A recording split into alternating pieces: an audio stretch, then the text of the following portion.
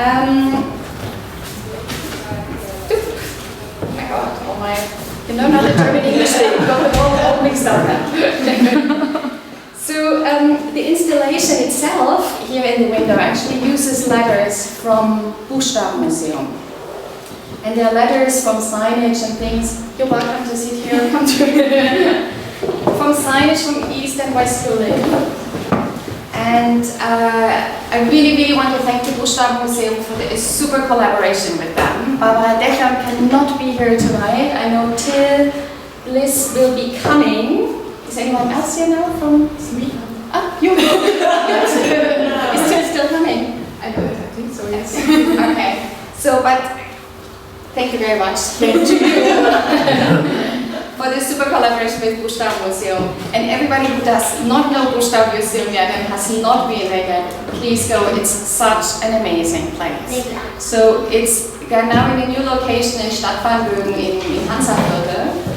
And they have this incredible collection of letters and signage that they've been collecting over the past years. And it's a non-profit organization, and we go support it, become members of it. It's a Verein, and visit it definitely. It's such an incredible place. I also really want to thank Juliana Toro, Sujin Park, Anushka Spitzer, Correda Norte, who are working here with A to Z and have been super engaged to get everything running and do all the work here. And I want to thank a lot Jens Bauermeister here, who supports us in any way conceivable with building and technical things and here and morally and emotionally and everything. And thank you very much. And last but not least, I want to thank Jason Brandt. Not only for this amazing work, but also for coming all the way from Australia. Pleasure. Because I realized, we're all used here that people are from all over the world are in Berlin, but then they somehow live here. So Jason did in fact come from Australia. He did come from Australia, he has lived in Berlin. And he's come together with his wife and 3 children. So super welcome. Thank you. Thank you so much for this amazing work. You'll be talking more about that.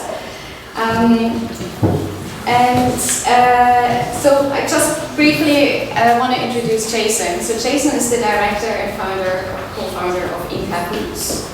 Inkahoots is an Australian design studio, and we first set out as a screen printing cooperative and have over the years developed into one of the most exciting design studios in Australia and beyond.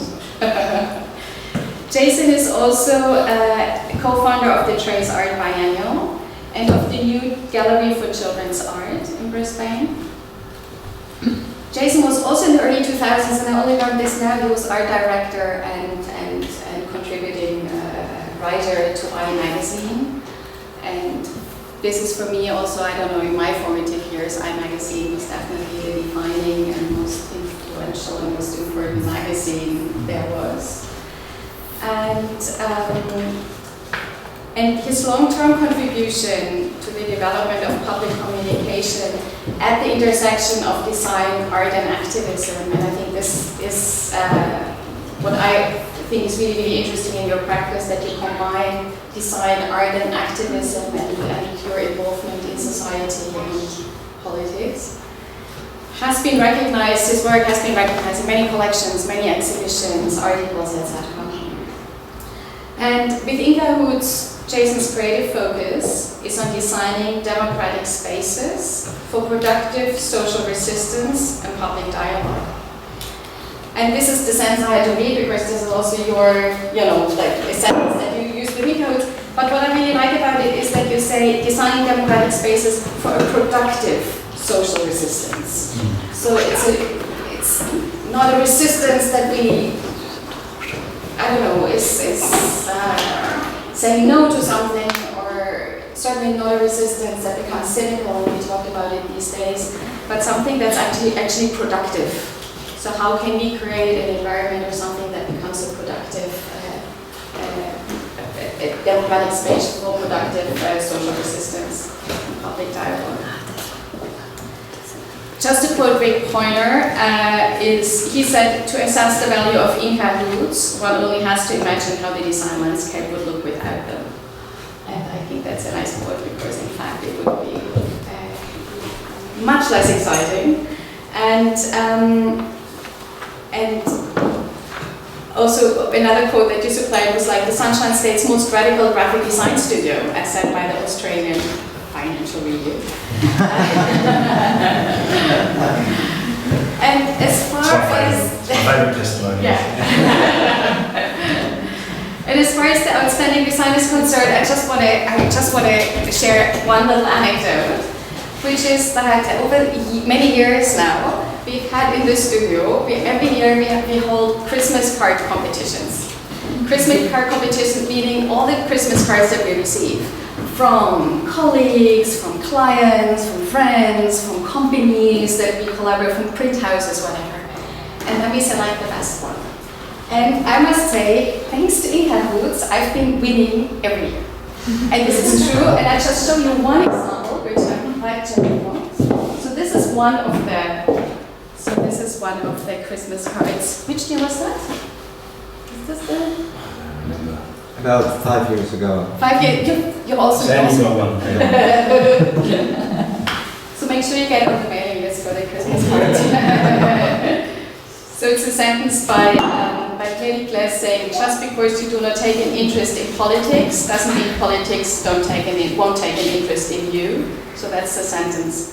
And the 3D effect kind of changes politics to design. And so yes, this is my winning, always my winning Christmas card every year. And I guess soon they will not want to play with me anymore.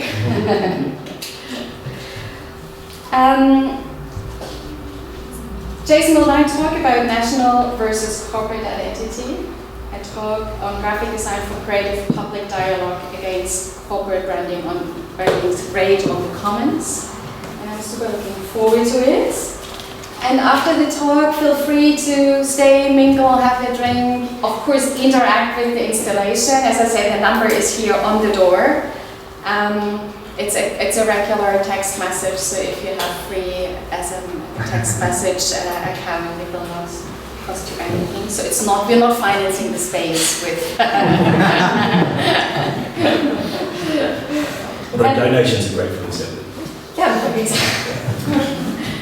And tomorrow, anyone who's interested, tomorrow we'll also be here between 1 and 6, and Jason will also be here some of the time, so that's another opportunity to meet, to talk, to discuss, to be here and to exchange ideas on your work. And you're welcome, thank you very much.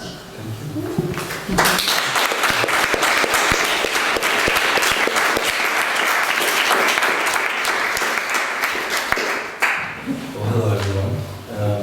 Can I begin by thanking Anya and her AZ initiative for graphic design misfits. It's one of those, I think, brilliant ideas that just seem so obvious in hindsight. Can I also thank Barbara from the Book Starter Museum for the extremely generous support for lending us these letters from that collection.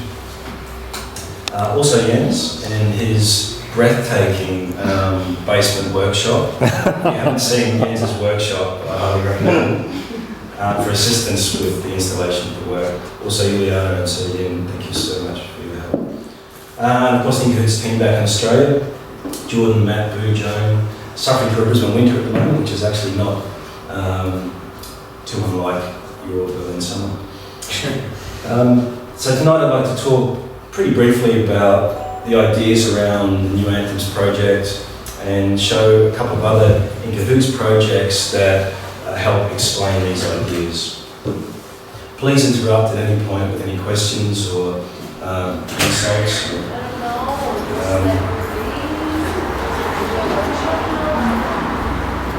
Here comes the first interruption. Come in. Hi, come in. So, this is the Australian national anthem, more or less. And this project started, I think, because we Australians are determinedly ambiguous and ambivalent about our national identity.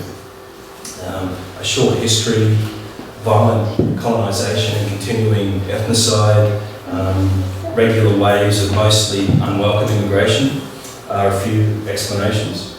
There's no Australians here tonight, so I can't ask anyone. I'm going to do an experiment. I was talking with Rose about this earlier. When Australian football players, for example, sing the national anthem at the start of the game, everyone knows the first two lines of the national anthem, and after that it's just kind of mumbled and mimed. No one knows the rest of it, you know? And this kind of ambiguity is interesting to us. You know, because everyone wants to fit in, everyone wants to belong, but narratives that present national identity as fixed, you know, rather than fixed and natural rather than dynamic and constructed, are inevitably used to exclude and divide. And to paraphrase Richard White, he's a very famous book in Australia called Inventing Australia. There is no real Australia or Germany, for that matter, to be waiting to be uncovered. A national identity is an invention. You can't read the text in that says, for those who come across the seas with boundless plains to share. And this is pretty much the only lines in the Australian national anthem that make any sense. You know, it's a line welcoming refugees and immigrants to the country. And of course, Australia is only a couple hundred years old prior to indigenous settlement, which is 70,000 or 80,000 years or more. So much of the rest of the national anthem is kind of historical fiction and pretense. For example, there's another line for "We are young and free." Well, as I mentioned, Australia is people have been in Australia for 80,000 years.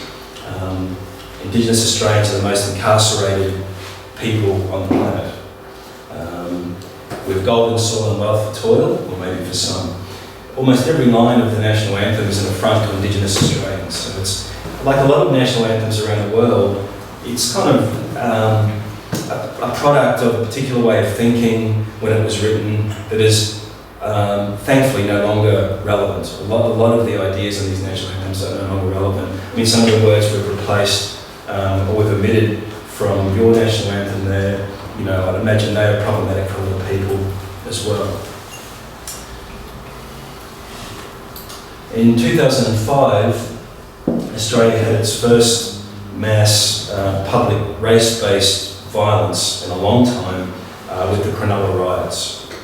And these were clashes between Lebanese immigrants and white locals on a Sydney beach. And this is a poster we made that critiques Australia's then Prime Minister, critiques his motivation really for denying the racial character of those riots. Sort of as a masking of his and his government's responsibility for it. So it's a denial that really this was a manifestation of his government's out-of-control nationalist rhetoric. It's kind of a complicated history, but very briefly, in response to the Mabo decision, which is a piece of legislation which saw the historical lie of terra nullius, which was the British Empire's legal justification for invading Australia. It's this legal fiction that Australia wasn't occupied. That allowed them to legally, occupy it. So in response to this legislation, which overturned that legal fiction, the Australian Prime Minister at the time, this is Sir John Howard there, gets up on national television in Australia, and he's holding up this map of Australia, and the areas that are coloured brown there signify the areas that are under threat, from Aboriginal Australians and land claims due to this new legislation. If that makes sense. So he's attempting to kind of instill this fear of land claims of Indigenous people in Australia. And so we're trying to make a link between the government's policies and this kind of racist, nationalistic rhetoric and the manifestations of racist violence that are happening. So for as long as we act as if Australia was territorially unsettled in the past, and Australians still do, we don't talk about this, we don't discuss it, and that's part of why we're doing this. We'll continue to be socially unsettled into the future. So with the riots then at Cronulla caused by a few troublemakers, this was the government's line, just a few troublemakers. It didn't have a kind of nationalistic or racist character, it was just a few bad apples, this line that gets used dismissively. Or was it caused by a cultural climate of exclusion and fear, a kind of phony nationalism led by government hostility towards refugees, immigrants and Indigenous Australians? There are three senses in which we're using this title, unsettled. The first and most obvious is that underneath the skin, the brittle skin of brash consumer triumph, the contemporary ethos is actually a kind of unease and anxious, distracted foreboding. The second is related to the idea of invasion and the lie that Australia was vacant.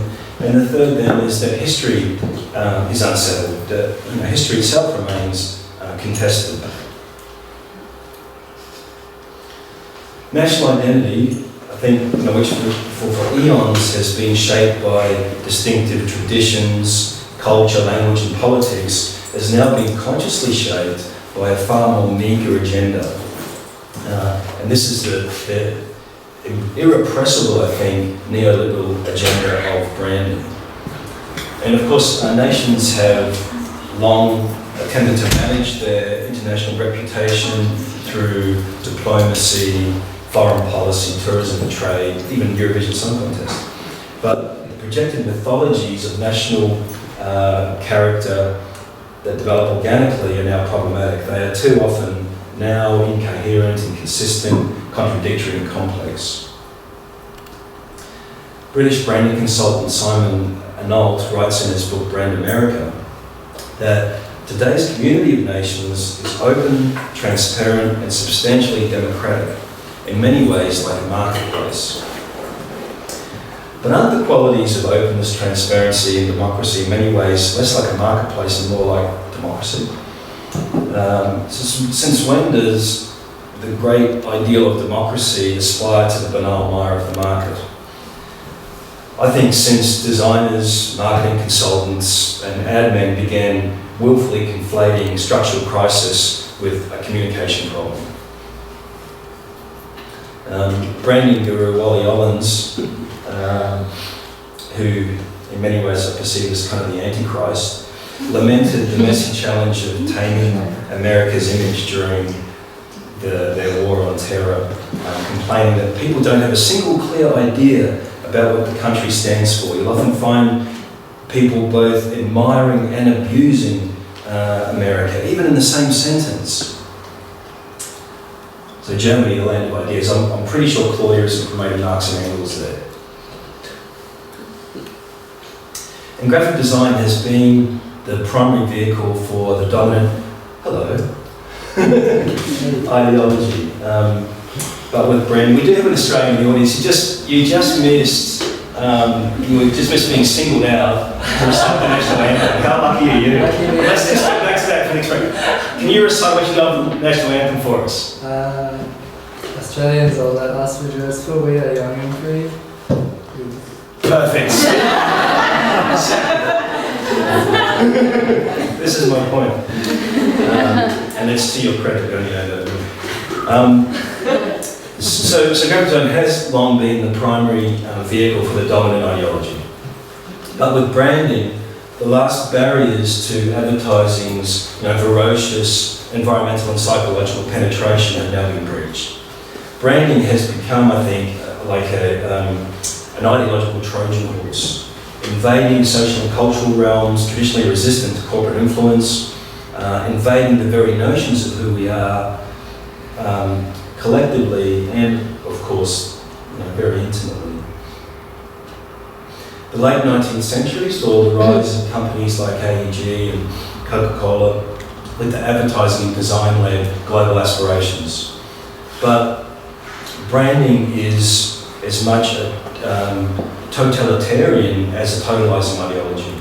with its authoritarian intolerance of any values existing beyond its grasp, and its way of transcending all diversity, as Carl Schmitt promoted Nazism. So the bullying corporate propaganda of branding could have begun here, actually, with Hitler's National Socialists. The swastika and its omnipresent applications in the 30s Germany saw the historical genesis of a fully realised, systematically programmed contemporary branding methodology. I find it really intriguing that the recent surge in interest about historical style guides, they've republished the IBM style guide, NASA, unit editions have several handsome tomes, but they all ignore the field's foundational document, the Organisational Handbook for the National Socialist Party, which is a branding blueprint covering every aspect of Nazi public communication. And I want to give you a personal example, and unfortunately we have many, of how this process works. We were doing a campaign for one of our clients, Food Connect, who are a fantastic social enterprise that have pioneered a vital, internationally influential, subscriber-based, community-shared agriculture model. So the point of Food Connect is to kind of bring the produce from farmers directly to the people that eat it, and cut out all those corporate food systems. And they've done it really well. Because the major supermarket chains are increasingly undermining sustainable food alternatives with their use and abuse of terms such as local, organic, and their kind of shabby consumer nationalism. This is a cardboard cutout in my local supermarket. So we proposed a campaign that would simultaneously resist co-option and function as a critique of corporate food systems. A series of kind of discordant terms were proposed: dirty, rough, imperfect, unruly, to be embraced by Food Connect as a kind of contrary badge of pride and a sort of real food ethic. The Brisbane-based founders, the organisation, really liked the idea. So the next step was to present to the Sydney branch. And they were immediately hostile to the campaign. Why? Because it didn't sufficiently conform to the existing brand, what they perceived to be the existing brand.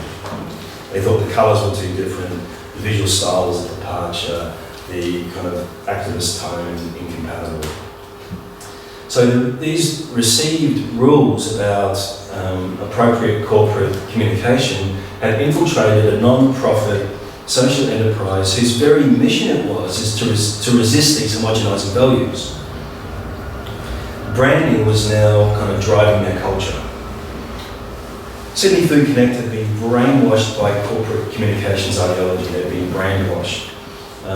So a side effect of our proposed campaign of productive social resistance was an internal conflict that promoted a realisation of mutual philosophical distance and eventual organisational split. So the two organisations split. Sydney actually left. Just from this little Skype meeting that we had with them about this campaign, they realised that philosophically they were heading in different directions.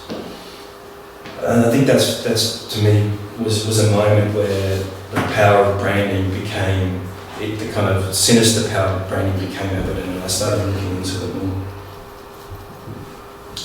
So mindless conformity to branding principles is transposing fundamental priorities.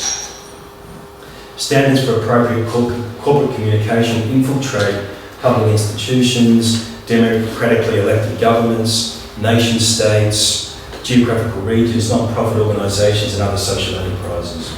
So that even those entities with explicitly independent or oppositional agendas are displaced and transformed. So branding is regulating critical agency and redirecting ethos.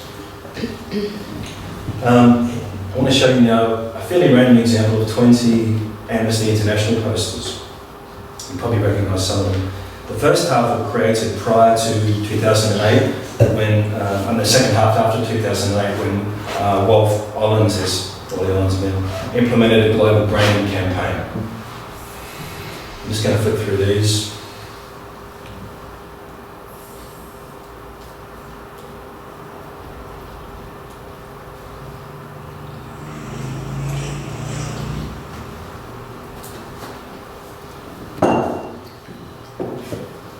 And now we come to the post-2008 global branding campaign.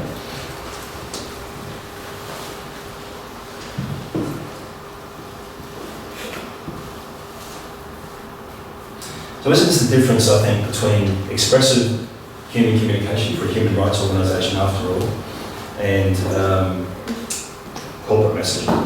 You know, the difference between diverse, imaginative, visual provocations, and an emasculated voice, both formally and rhetorically.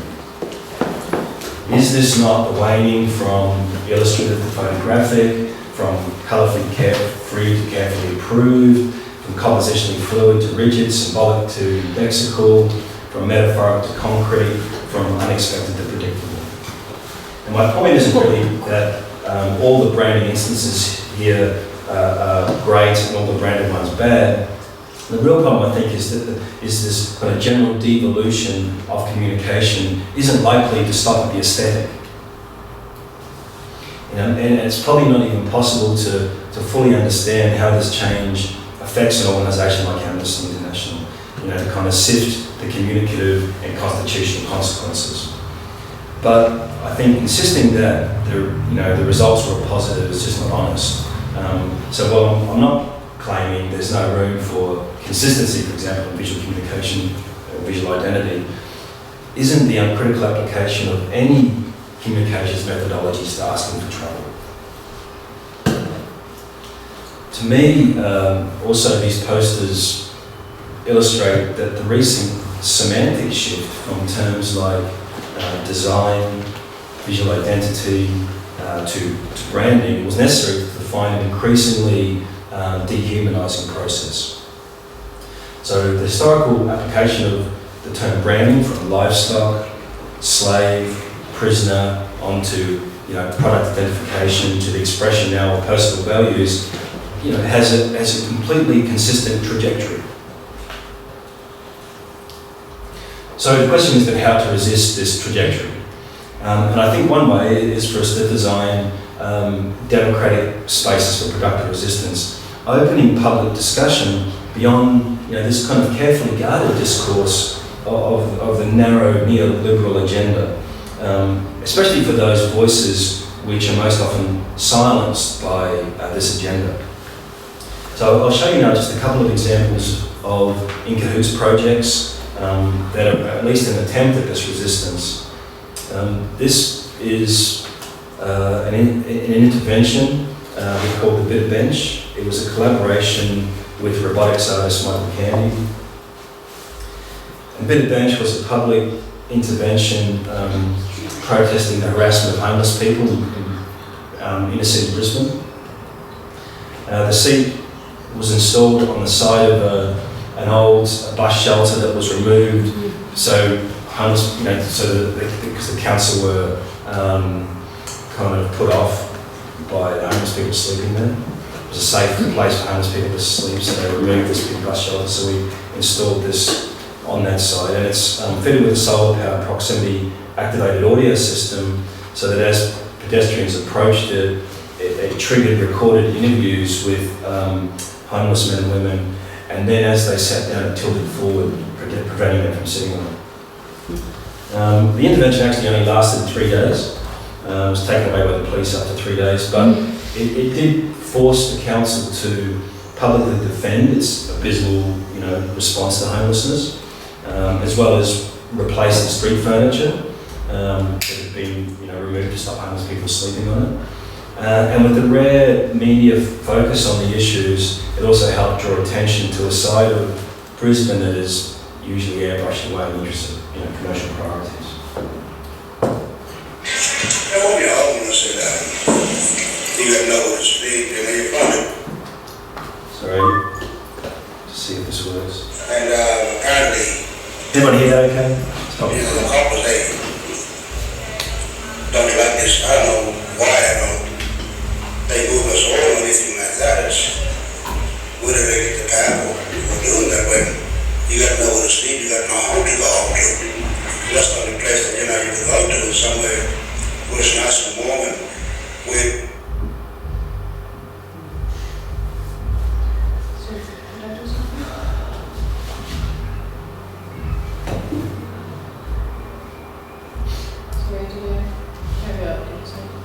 Yeah, let's turn that on. Yeah. So, it's just frozen.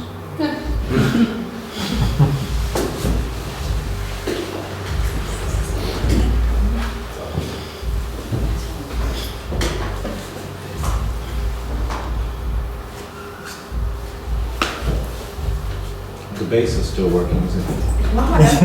Yeah, let's take the chance to get a bit of free fresh Free air. free air. You gotta know when to speak, you know, you're probably leaders, and the woman's supposed to get in again. And apparently, you know, the couples, they don't like this. I don't know why, they move us all or anything like that. Whether they get the Bible or doing that, but you gotta know when to speak, you gotta know how to go out to.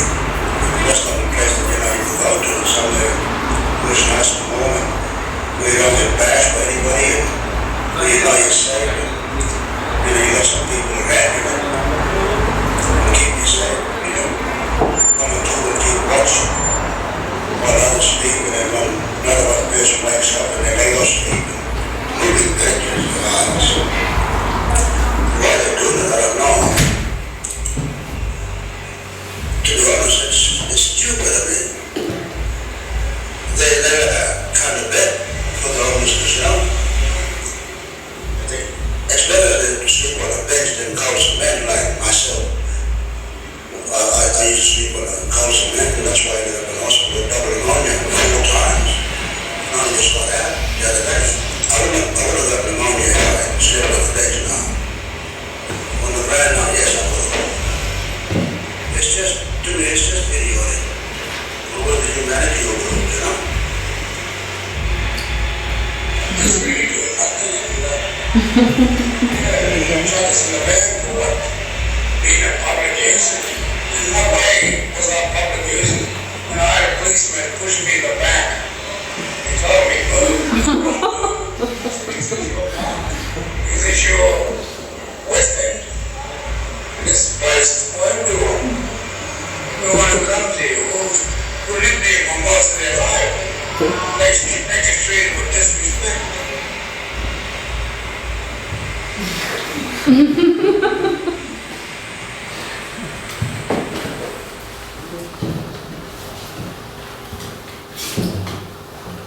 This is a project actually called Hoisted, just from a few weeks ago. We just finished it in Brisbane, and it's a public artwork exploring the recognition of sovereignty for the natural world. It was commissioned for an outdoor contemporary arts festival called Botanica, and the idea is that participants make their own flag dedicated to their favourite plant or animal. It's a large-scale interactive intervention of these giant sort of Inkahoots design and user-generated flags for the native flora and fauna of the city's botanical gardens. And we created this sort of bespoke web app which allows visitors to invent flags for their chosen species, which are then projected onto a blank banner hanging amongst the other flags representing each major group of life in the gardens. So all the different main groups of flora and fauna, reptiles, amphibians, mammals, etc. They are also then collected and archived on the website. You know, for graphic designer, flags are, I think, intrinsically fascinating because they're both flamethrowers and sponges for meaning. You know, they solidify and cipher myths, history, and ideals. They are claimed for the most significant social and cultural allegiances for the cultural constructs of collective value. And Inkahoots developed this sort of critical theoretical maneuver we're calling vexillography. I don't know what the German term is, but the English term for flag design is vexillography. Is there anything equivalent in German? Yeah, maybe you need to be a flag designer to know the term anyway. But vexillography is the official term. So that's the established practice of flag design. Vexillography is the strategic transfer of meaning used using the persuasive symbolic power of flags to champion sort of neglected yet fundamental priorities. So we wanted to sort of see whether this splicing of meaning through the process of inventing flags for native flora and fauna help change the way we value the natural environment and our relationship to it. Can it help us think differently about the natural world, personalise our connection to it? Can it help us deflate these sort of Western religious myths of dominion by inspiring recognition of our mutual interdependence? And so we saw this project as a kind of parallel cultural play to the legal rights of nature movement. I don't know whether anyone's aware of this. Again, I don't know what the German word would be, but there's this international legal movement called Rights of Nature.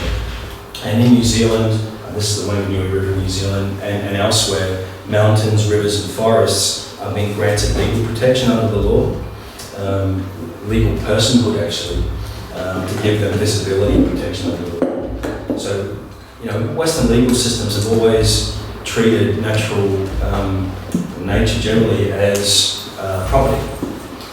So the rights of nature approach shifts the legal status of nature from property to a subject with inalienable rights. There's an article, a 1972 article that kind of kicked all this off by a guy called Roger Stone called Should Trees Have Standing? And he reminds us of the relatively recent granting of legal status to children, to women, to prisoners, First Nations peoples, even the legal personification of corporations. So the idea that we give legal protection to natural objects isn't so far-fetched. And Stone argued that the Enlightenment folly of seeing nature as kind of a collection of useless, senseless objects can only be undone by giving up some psychic investment in our sense of separateness and specialness in the universe. After all, so this is the Australian Aboriginal flag, not too dissimilar to yours, in many other ways very dissimilar. But eucalyptus trees, for example, have been in Australia for about 60 million years. Humans for around 60,000 years, 60, 70, 80,000, it's not clear. And the first flag was flown there a mere 250 years ago, when Captain Cook planted the first flag, 250 years ago. Likewise, the flora and fauna of Australia has been rejected, displaced, exploited, with the relatively short period of European colonisation seeing the highest rate of mammalian extinction in the world. So we wanted to ask, what would happen if we could fully embrace and learn from Australia's First Peoples' millennial custodianship, respect and continuing care of country?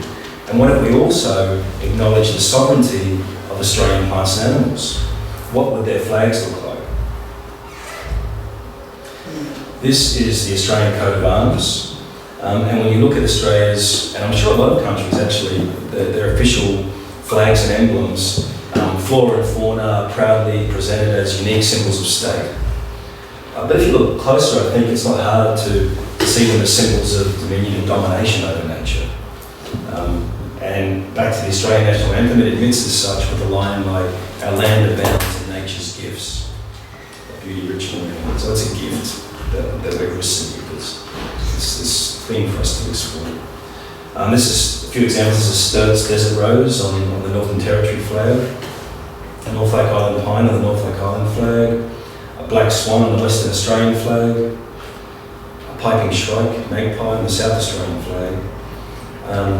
And here, in a kind of sad act of perverse nostalgia, Tasmania's coat of arms poses these two extinct thylacines guarding a shield. And where I'm from, in Queensland, our animal emblem is the koala, which is functionally extinct in many parts of the state due to land clearing and other issues. So what if our flora and fauna had their own symbols of sovereignty? What if they could kind of escape the semiotic servitude of state symbolism? Before it's too late, in in the face of mass extinction driven by climate change and the ravaging of the environment, before Homo sapiens flags are actually forever lowered to half-mast, what if other species flags were hoisted high? This, for example, is the flag we designed for mammals. Then I know what are the main features of distinctive features about mammals? Really young, warm-blooded. They're really young with what? Milk. Yeah, so they're the only animal that expresses milk to really young. There's another distinctive feature about mammals. They have hair or fur. So in this particular flag, the circle in the middle there, the 8 different follicle structures of mammals, and then you have these fluid contours of the milk there. So each main class of animal had their own flag, and then users could, with the app we made, generate their own, choose an animal or plant and generate their own flags. Just a few in situ shots of user-generated flags. The app then, just how that works, you choose a species, you go and choose a background colour, choose an emblem that relates to a different aspect of the partner animal's life, diet, habitat, a pattern. You can choose different colours, feature selection there, then choose a geometric division.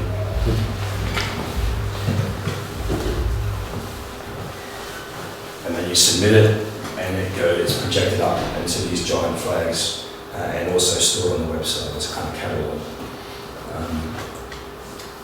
So this is now a flag for the orchard butterfly, and then you get this information about the elements you chose. These are some examples of the user-generated flags for different plants and animals. I'll just quickly tear through these.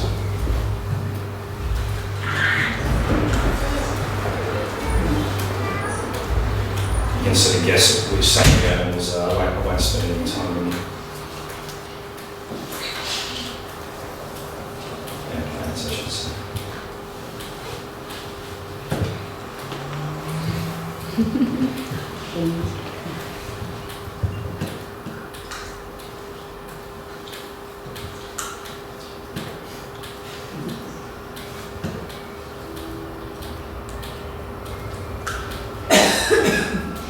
So these are just a few from thousands of user-generated flags that were submitted.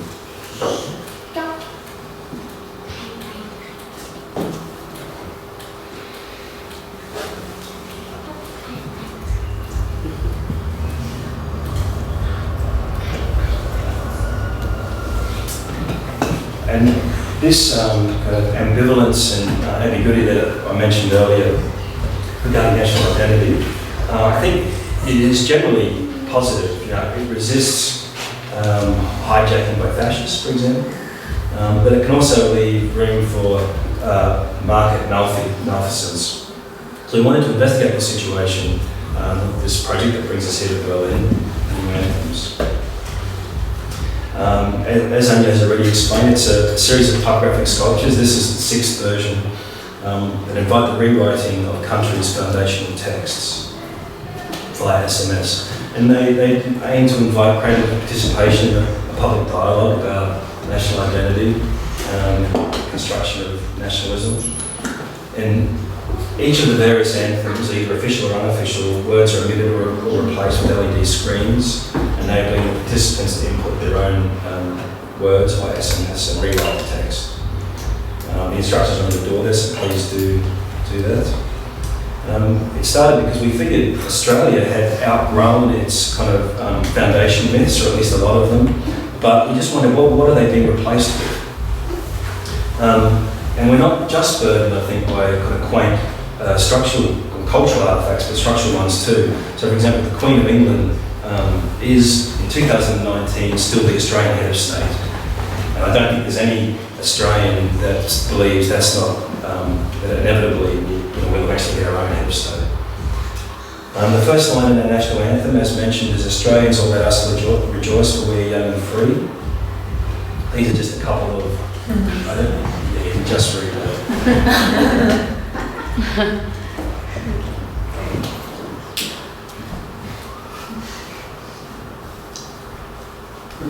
And so the responses, and you'll see this here, they really do range from the kind of banal and trivial through to the quite, thoughtful and critical.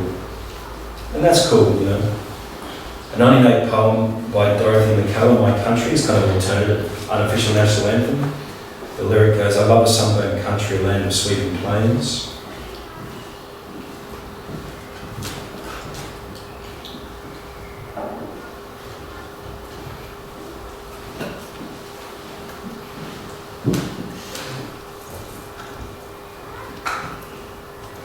And this is based on Banjo Patterson's 1895 Bush Road Waltzing Matilda, which is another contender for alternative national anthem in Australia.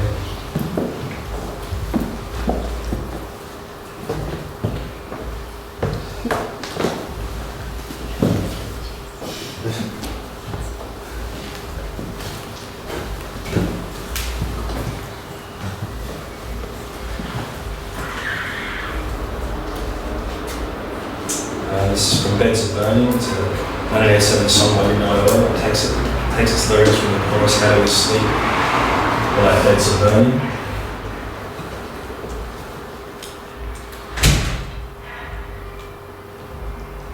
And some of these references you won't know because they're obviously culturally specific.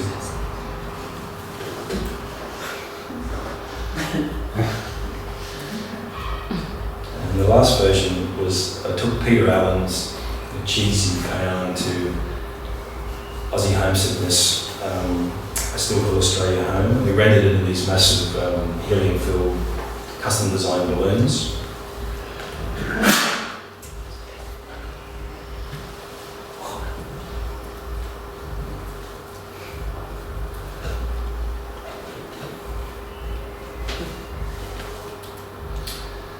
So I think, just to conclude, that design attempts to organise conflicting social relations in time and space. Just as Daniel describe politics as an art of shifting the lines, of changing balance of forces, of breaking apart the march of time. I think, we're entering a crisis of civilization where, as Ben said, right, the essential thing is to give the non-fatal side of history its proper opportunity. And this opportunity will require us to design democratic spaces for productive resistance and for those realms to repel the ideological weapons of the marketplace. Among them, the petty, lethal enchantments of branding. Thank you.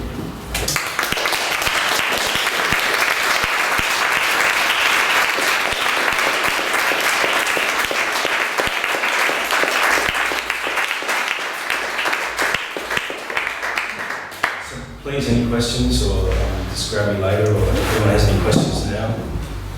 Sandy, you were taking notes there, that's what you've got to... Yeah, I was just checking if you're missing out on something, but... Okay, good. All went well. Well, thank you. Sorry, sorry. I have one question regarding the big project. Which project? The bench project. Yeah. What was the context of this project? So, was it a self-initiated project? Yeah, that's a good question, actually. Yeah. And then, what was the reaction from people or some governmental organization or some how can I say this, official power? And so on. Can you explain a little bit more about this project? Yeah. So the project came about because, I don't know, Brisbane has this, and it's actually not unique to Brisbane. I know it happens in other cities, but their way of dealing with homelessness is just to move homeless people out of sight, and it's obviously no real way to deal with homeless people. So we work with a local community association who help homeless people, and we're just having a discussion with them about, as it was a point where it was particularly bad. There was a new Lord Mayor who had cut funding to homelessness programs and had made an exclusion zone in the city where the food trucks that fed homeless people weren't allowed to come in, and just really punitive, hostile actions towards homeless people. So we're talking with these social workers and people that deal with homeless people. What can we do? Because it doesn't get discussed. That's the thing. It's never in the media. You can walk in. see people sleeping rough, but it's never discussed as an issue in the media, and therefore nothing's ever done about it. And so in collaboration with this local community station, we decided we'd do some kind of intervention. And then we went out and we interviewed homeless people, and that idea was the result.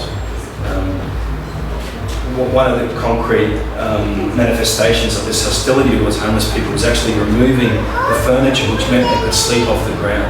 Now it's so punitive. So the focus of that, as I mentioned, was this big bus shelter, where homeless people could sleep. They sort of look after each other because they're sleeping together. They don't get bashed. They can sleep off the ground so they don't catch pneumonia. And so it was removed, so we put the chair there. And, you know, I think in terms of communication strategy, very few people saw the installation, the intervention. You know, I don't know. It was in the inner city. It was in an extremely busy part of the city, but still relatively, a lot of our projects like this, these interventions, aren't designed necessarily to be experienced firsthand by a lot of people. They're designed to be kind of carried as a meme. So they're reported on, and then they're disseminated. The ideas are disseminated through official media channels, because we don't have the resources to buy official advertising, mainstream media, or anything like that. We need to find a way into those conventional discourses, that are very guarded. We need to find that way, and that way is to make something that's kind of newsworthy. And so, as I mentioned, after a few days it was taken away, but in the meantime it had been reported on a lot. The police took the bench away. So that's the story of the bitter bench. I want to ask if you could just repeat. You said at the end, design, you had kind of almost the second to last sentence you said was design organizes conflicting social forces in time and space, was that? Yes. That was the clarification. I thought that your formulation regarding the food production and the dirty, rough, imperfect, unruly was really interesting. Also as a strategy. You mentioned in talking about it yourself that it had you used a phrase which I'm not going to get, but you talked about its aesthetics as relating maybe to other protests or other things. And I'm curious if you can talk a little bit about the success of co-opting of visual languages and how you think a kind of appropriately, in terms of its values, a dirty, rough, imperfect, or unruly. I don't know when that project is from.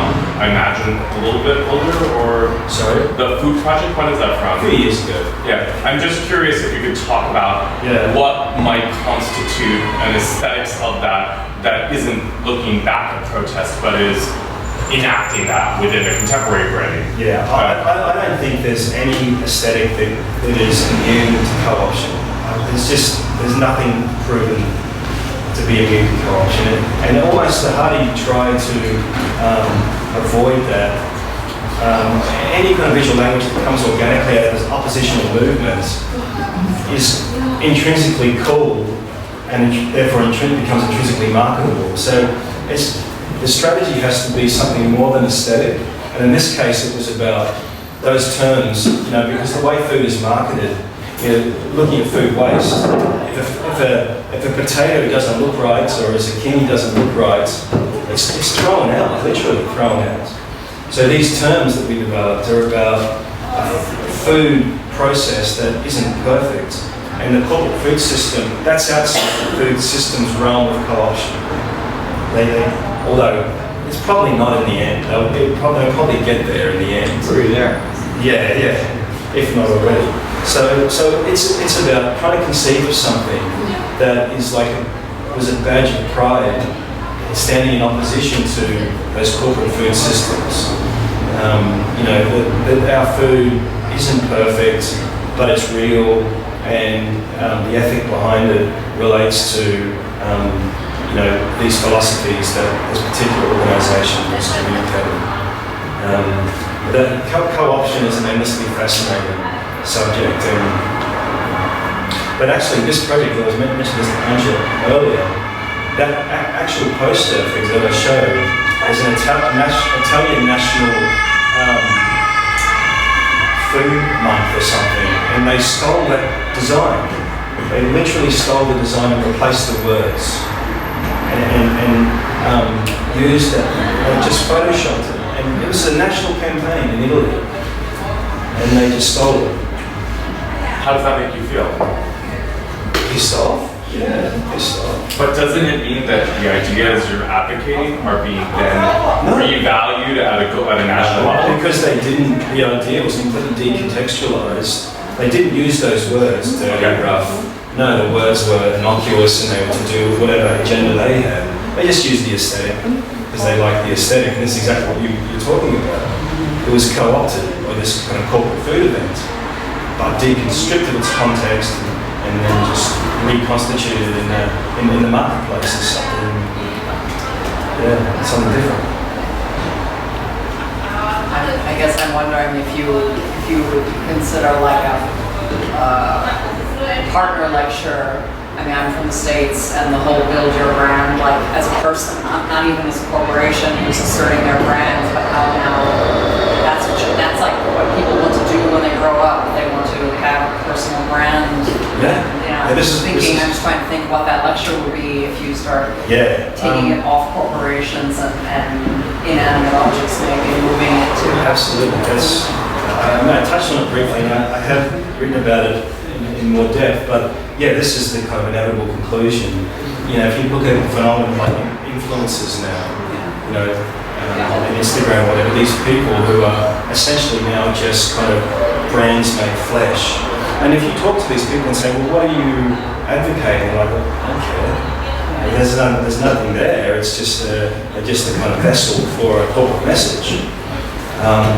And in fact, there's even a step further than that. I can't remember, it's some fashion label who have developed a virtual reality, you guys might know, it's a virtual reality model, you know, who's now modeling, and this person has I can't remember her name, but this person has a backstory and tweets and Instagrams. Is it Little I can't remember. she's So this is this trajectory I mentioned of just dehumanization, and it will just continue because humans are too unpredictable and messy, you know. Let's make a virtual reality person so they can be on brand 100% of the time. Hi, Christian. Thank you for the lecture. It was really interesting. I'm from New Zealand, and I was really interested in your talk about the flag design. Yeah. Given that my country, for people who don't know, recently tried and failed miserably to redesign its own flag. And given that we're also probably thinking about removing the Queen's head of state from our country as well, inevitably this question will come up again.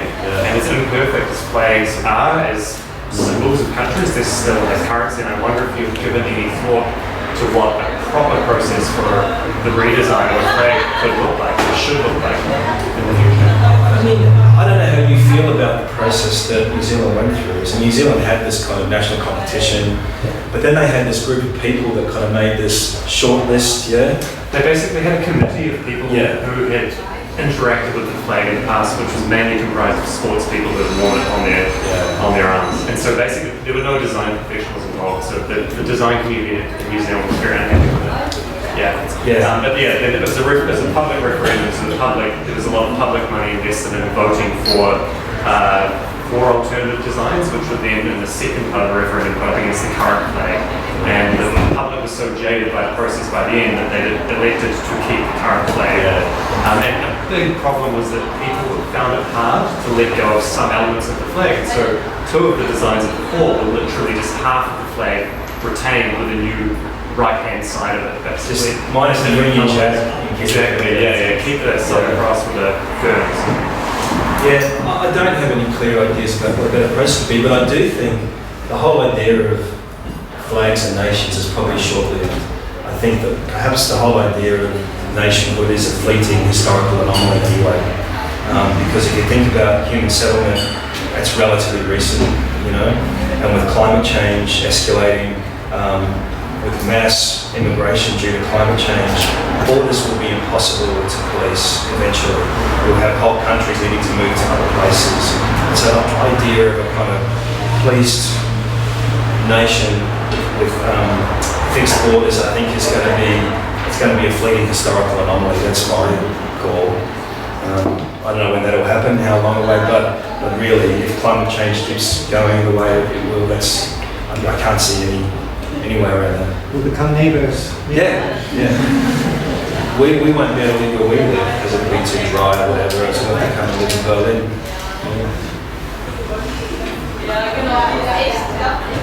I'm not sure about the question. Just a comment. I mean, how to say this politely. I want to see this work actually out on the street. This is a nice space. It's worth showing it here. But we actually have a current discussion started by Mr. Ramlo, who is the Minister President of Hamburg, I believe, on the national anthem. So this would be a great opportunity for a designer of such a space to, even if it's small, to enter discourse and like potential the work. And he was raising the question, why do we still have this West German anthem? Maybe it should be rewritten in regards to giving respect to the East German history. I would probably add that we also have a history of migration for many generations. Actually, all nations have been built by migration. So think about that. It's just one comment. And I was wondering, because we were just touching this slightly, showing your work with the bench. And there's two parts I'd like to enter. First of all, could you close the door?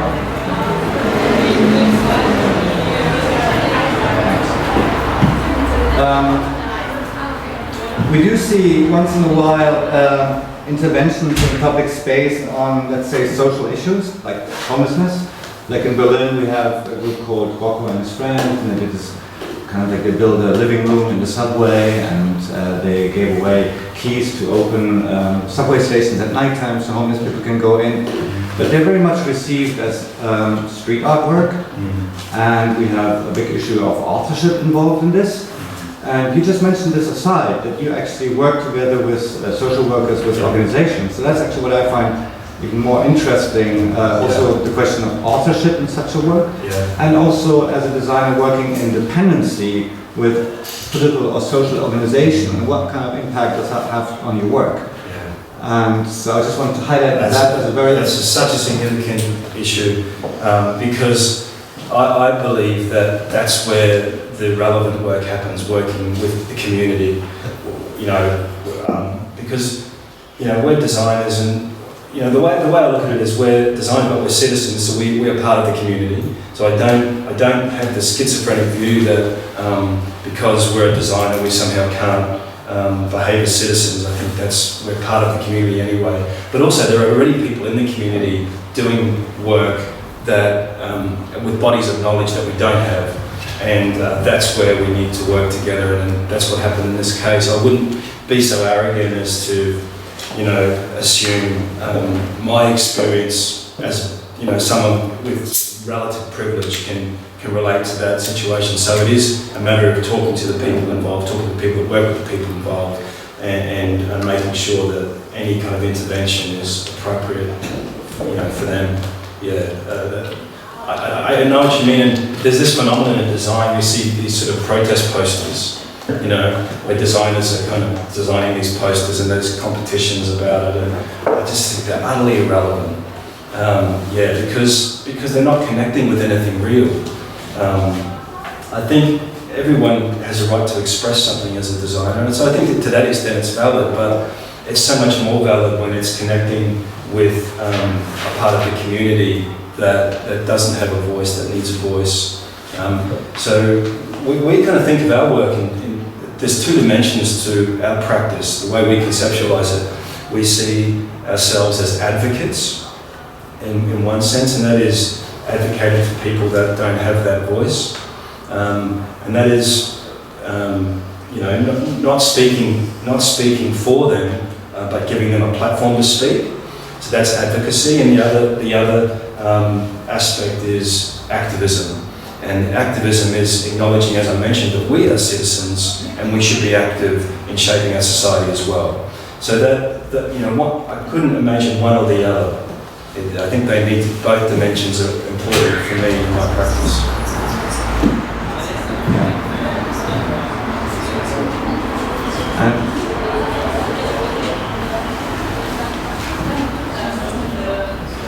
No, I was just wondering if we are actually a community. I think one of the disturbing signs of the times are that everybody is seeking for community. We have this, like, in this context of gentrification, everyone wants to have like a lovely neighborhood. You want to know the person at the cashier, you want an organic food shop, you want to know the whatever Turkish woman is doing the sewing factory around the corner, and you want to greet people in the street.